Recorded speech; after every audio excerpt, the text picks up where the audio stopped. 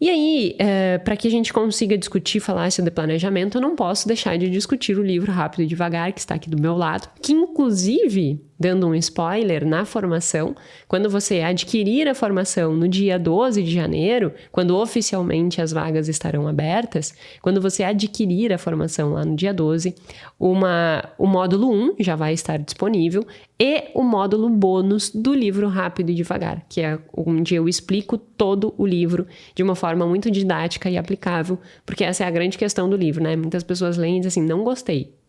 Não, você provavelmente não gostou porque você não entendeu a aplicação daquilo na tua vida. Quando você entender a aplicação daquilo na tua vida, tu vai ver o quão grandioso e o quão relevantes são os estudos, os ensinamentos que o Kahneman nos traz. Então, o módulo bônus, o primeiro módulo bônus que vai ser disponibilizado na formação é justamente sobre o livro Rápido e Devagar. E aí, no livro Rápido e Devagar, o Kahneman fala sobre a falácia do planejamento. E é muito interessante que ele traz um exemplo dele próprio. Eles estavam desenvolvendo um projeto, que era a construção de uma nova matriz curricular para a implementação de educação financeira. Eu não lembro exatamente se era educação financeira ou era algo relacionado com aprendizado, mas era para implementar nas escolas, assim, né? E aí, ele senta junto e tem que criar e-book, tem que criar tudo, né? Era como se fizesse um curso completo. E com livro, com aplicação, com política pública, enfim, uma coisa bem estruturada em termos de projetos. Quando eles começaram a construção desse projeto, eles sentaram e pensaram, quanto tempo nós vamos levar para a execução? Aí ele parou, pensou, 2, 3 anos tá ok, né? Só que daí teve um cara na mesa que já havia participado de projetos parecidos com esse. E aí ele perguntou assim, mas quanto que normalmente levam? E aí o cara disse assim, em média, 8 anos. Quando realmente vai até o final. Porque na maior parte das vezes o que acontece é que projetos como esses só iniciam, tem aquela motivação, né, aquele start inicial, e na prática vai por água abaixo e não acontece nada. Aí o Kahneman, né, muito otimista, achando-se que era diferentão dos demais, disse, não, mas com o nosso projeto isso não vai acontecer. E aí eles colocam aí uma meta muito mais audaciosa do que efetivamente deveriam ter colocado. O resultado é que passa-se quase 9 anos e o projeto ainda não tinha sido completo, e quando o projeto foi concluído, o Kahneman nem fazia mais parte da equipe. Provando que mesmo ele com todo o conhecimento do mundo, mesmo ele com toda a bagagem em relação a comportamento e tomada de decisão, incorreu na falácia do planejamento. O que eu quero dizer com isso? Todos nós temos essa tendência de sermos otimistas quando nós pensamos em prazos de execução. Por que nós temos essa tendência extremamente otimista em relação a prazos, em relação à execução de tarefas, seja ela financeira ou seja ela qualquer outra tarefa? O que tem um artigo que discute isso de uma forma muito interessante é que ele traz o seguinte, eu, como sempre, vou colocar a referência do artigo aqui embaixo, né? Ele traz o seguinte, um dos principais pontos para que nós cometemos esse erro na hora de criar o planejamento, né, de fazer essas projeções, é que nós não consideramos a minúcia da execução na hora de estabelecer os prazos. O que eu quero dizer com isso? Eles fazem um teste com listas de presentes, assim. Tipo, estamos no Natal e você precisa fazer uma lista de presentes de Natal.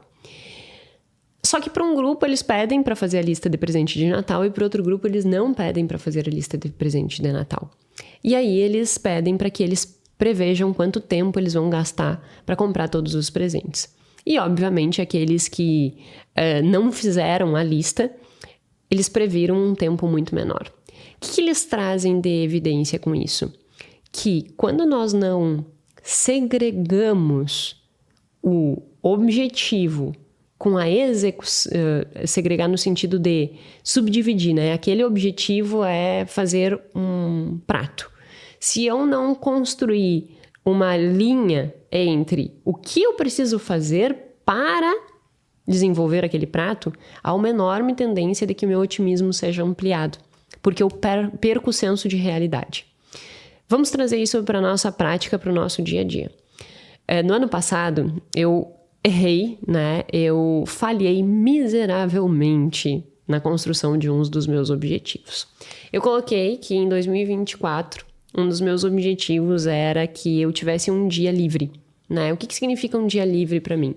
Que esse dia livre eu possa ler o que eu quiser, que eu possa sentar na sacada e conversar à toa com o Guilherme o tempo que eu quiser, que eu possa descer na piscina e tomar um sol na hora que eu quiser, que quando eu esteja lendo para degustar aquela leitura. Eu adoro fazer isso, sabe? Sentar assim, seja no sol, gosto de ler na piscina, ou seja na sacada, bem atirada, e ler sem, assim, prazo para parar de ler, sabe? Tipo, não, eu tenho 1 hora para ler. Não, eu gosto de sentar e ler sem compromissos, sabe? Aquela coisa mais solta, mais livre. Então, eu tinha um objetivo no ano de 2024 de fazer isso, de ter um dia assim. Falhei miseravelmente. Por que eu falhei miseravelmente? Porque eu desconsiderei o restante dos meus objetivos para estabelecer este objetivo. Nós estamos numa fase, e isso eu também contei lá no intensivo, você ainda não viu, tá mais pra frente um pouquinho, mas dando spoiler já do que tu vai ver. Nós estamos numa fase em que há uma intensidade muito grande das coisas acontecendo nas nossas empresas, né? Eu aqui produzindo aula, produzindo conteúdo, fazendo gravações. Dentro da Plano A, nós estamos sempre contratando e esse fluxo, né, de contratação, de construção de time, de alinhamento de equipe, de alinhamento de objetivos, de motivação do time, essa construção toda demanda muito esforço.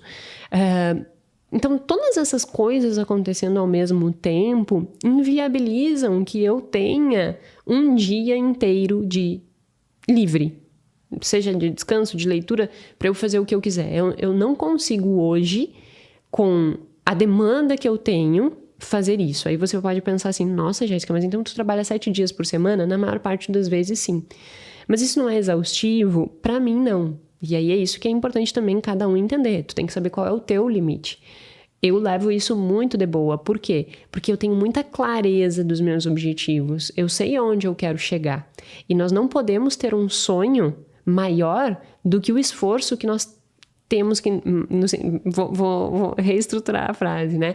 Nós não podemos ter um sonho sem considerar o esforço que eu preciso empregar para chegar lá. Então, o meu sonho, ele precisa ter alinhado, né? O meu sonho, ele precisa estar alinhado com o quanto de esforço eu estou disponível a entregar para alcançar aquele meu objetivo. E eu estou disposta a empregar todo o esforço para alcançar os meus objetivos. Eu quero que finanças comportamentais tenham uma abrangência, tenham uma visibilidade que até hoje nós não temos. Finanças comportamentais ainda é muito negligenciado. E é por isso que tantas pessoas seguem se frustrando em relação à sua relação com o dinheiro. Porque elas ainda não entenderam que dinheiro não é um número. Não entenderam que é mais que finanças. Os consultores financeiros, os planejadores financeiros, para que eles possam ajudar mais as pessoas, eles precisam entender de comportamento financeiro. Então eu quero criar essa rede cada vez mais forte, porque eu sei o impacto que isso tem na vida das pessoas. E isso me exige um esforço muito grande. E tem toda a construção da Plano A também.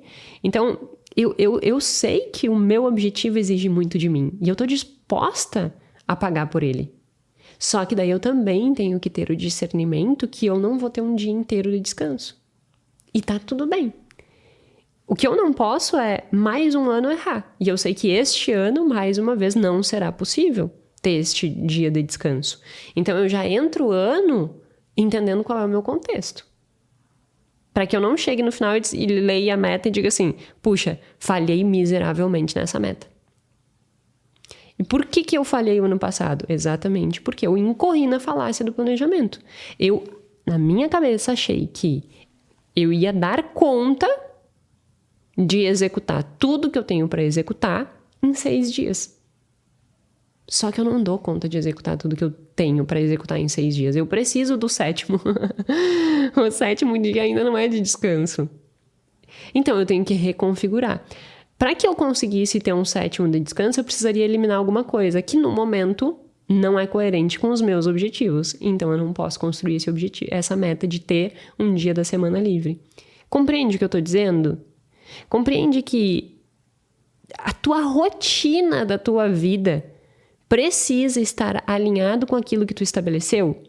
Porque senão tu vai incorrer muito, mas muito mais facilmente na falácia do planejamento.